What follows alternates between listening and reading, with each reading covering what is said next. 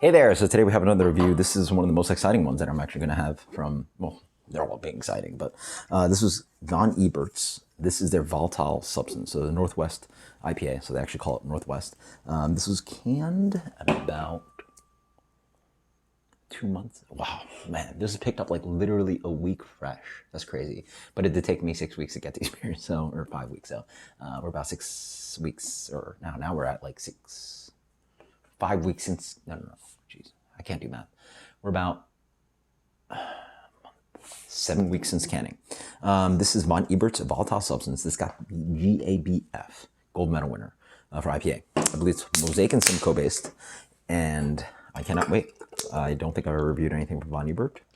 No, well, for sure not. I mean, like, it's crazy. Like, a lot of these beers are like Pacific Northwest specific. You know, I've had like, you know, Pliny and West Coast and Zombie Dust and like, you know, a bunch of other regional examples and like Top and Glide, but like a lot of Pacific Northwest beers didn't make it to New York, nor were they beers that were like, you know, I've had DeGard, but that's like, you know, Barrel Aged Sour. A lot of the stuff isn't hype enough that I would try it in bottle shares and never had it before. So really excited. What can I say? Von Ebert, gold JBF medal winner. So it's an IPA. At least for American IPA, they're standard. So beer is quite nice, crystal clear. Comes in a medium gold color, fluffy, slightly off-white head on the nose. That is very attractive. I mean, it's just similar to Breakside IPA. Like, I mean, if you gave me this blind, I would have guessed it was. Mosaic here, though, I get a little bit of berry. You get like, it's kind of like sweet, kind of like, some people call blueberry Mosaic. I don't never get that, like, sometimes, but like, it's like sweet berry. So like, you know, blueberry pastry, raspberry pastry, a little bit of that, but it's not overtly that. Instead, it's actually here, it's actually quite noticeably sweet version of Mosaic. Mosaic, for me, sometimes get like sweet melon notes and like green tea, and quite dank. Here, you get a lot of sweet, pretty notes.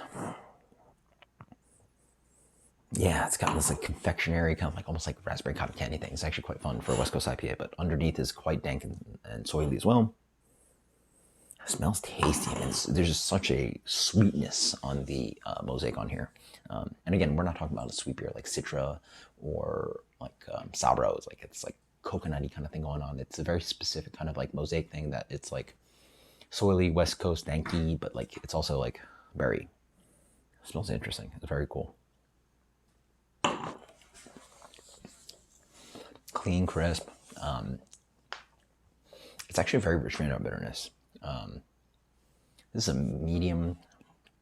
It's actually way less bitter than the Breakside, so it's like a medium bitterness. Medium plus. Yeah, I'll wait a little bit more acclimating to it. Sorry, excuse me. Very updated, kind of like, I guess maybe it's a Pacific Northwest thing, but it's a very, I mean, you can see it in the color. There's no crystal malt, or arguably little to no crystal malt in here. You get none of that kind of like, so like Sierra Nevada, I get like this kind of like caramelized sugar pine cone thing. Here it's very light. So I guess like, again, last beers I reviewed, big ones would be Russian River. It's a very blank slate of a malt bill. It's somewhat bitter, and then really allows the hops to sing. Dumb drinkable. I almost get a little bit of like white winey kind of thiol character. I assume there's, I mean, for sure there's some amount of thiol character in Simcoe Mosaic. It's definitely not as sweet as the aromatics. The aromatics is like kind of like nice confectionery Mosaic tone. Here it is more just on the palate like standard West Coasty. It's piney, green, verdant. I mean, it's really fun to sort of get this like other texture of beer. We're reviewing so many hazies. It's really nice and fun to see this kind of like attack on like clean malt bill, crisp, no sweetness, and just like allowing these kind of like saturated hops to sort of sing. They're even more blank than the West Coast beer or the East Coast beers, which are New England beers, which are obviously a little bit chunky and oat and wheat driven, and then even something like Heady Topper, which is a unique beer, but that to me, using I think they use Simpson's malt anyway. I find a little bit more malt character. This really lacks that, and could I see this being a GABF medal winner? I mean, then again, like maybe if I had it like a week fresh, maybe it'd be different. But it's very tasty. I don't know if it necessarily like sings like, oh my God. But then again, this beer is like 7 weeks out, so who knows? It is darn tasty though. I mean, it's in line with the break side that I had. I find maybe that beer was a little bit showier. This one's definitely less soily, and then has nice kind of just leafy eucalyptus. It's kind of like light citrusy tone, a little bit of like orange zest in there, grapefruit zest. Grapefruit probably predominates. Not very fruity beer at all. Complete opposite of your New England IPAs, and I actually really appreciate that. I wish more beers with this just crystal clear perception of just green hop flavor, and not in bad polyphenol way, just like crisp, piney, and just like you feel like you're in a forest and you're drinking a little bit of malt water that's bitter, and it's like it's very, what's the way to describe it? It's like looking through glass versus like, you know, a window, versus like hazies can have a lot of like sludginess to them. They're on the palate. They're just like very, like, it's very much like a meal, versus like this is like a very refreshing, attempt at a beer. This beer is like full ABV. I mean, this is full IPA ABV sitting at 10%. It drinks way more drinkable than that. I would have guessed full blind that this was like 665, yeah, for sure. So it drinks almost like halfway to a full ABV, lower than what it is.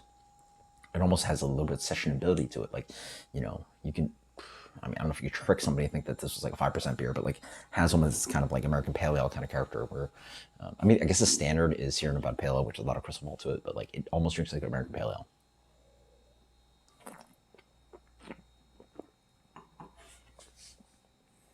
Yeah, it's an IPA though.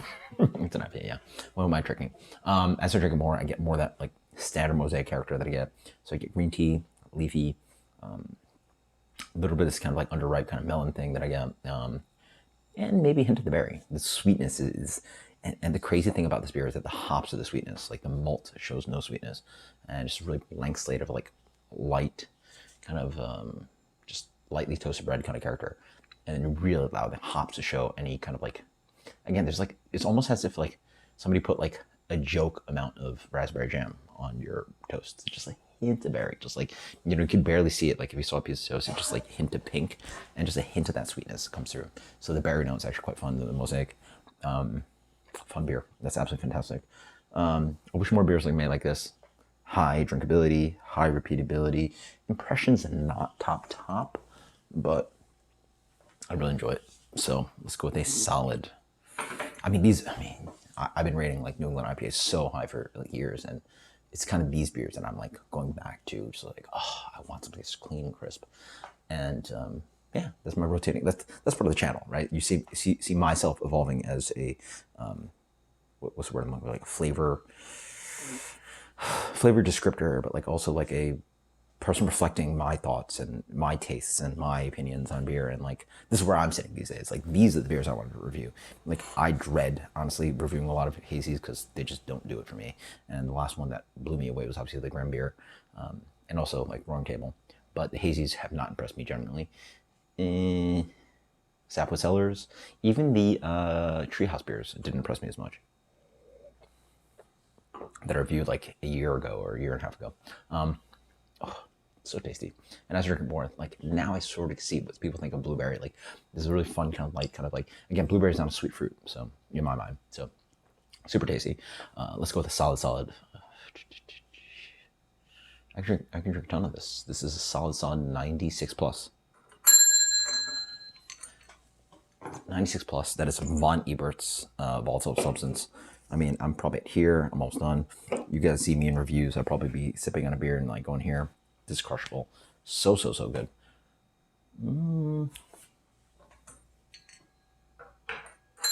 97. Screw the 96 plus. That is fantastic. I can definitely see why it's a GABF gold medal winner. Then again, some of the other beers that I just reviewed from Portland, Oregon are just as good, and maybe even fresher. They're just more vibrant, more saturated. I don't get too much of the saturation thing. It's definitely saturated, but like those Roaring Table beers were like no joke though. They're just like, whoa, like they just crush. Here I get it here, but not as much here. Weird analogy. Make some sense to you. if you try some beers, like look for that kind of like mental kind of like attack on your palate, like where it hits and like how much hop character you get. Is it like quick? Is it short? Is it long? Is it linger? And we're talking about hop flavor, not necessarily the bitterness. The bitterness is actually quite nice and clean here. It's actually really not bitter of a beer at all. Like it's like medium plus. I say medium plus at best, but 97. Until next time, guys. Cheers.